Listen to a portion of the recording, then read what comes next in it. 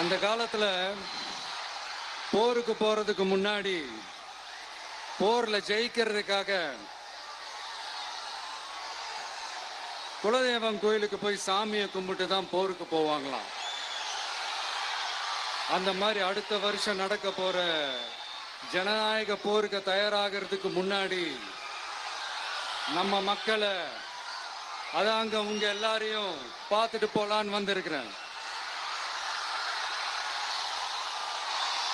இங்க என்ன பார்க்க வந்திருக்கிற என்னுடைய அம்மாக்கள், அக்கா தங்கைகள், அண்ணன் தம்பிகள், நண்பர்கள், நண்பிகள், உங்க எல்லாரையும் பார்க்கும்போது மனசுக்குள்ள ஒன்னே ஒண்ணுதான் தோணுது.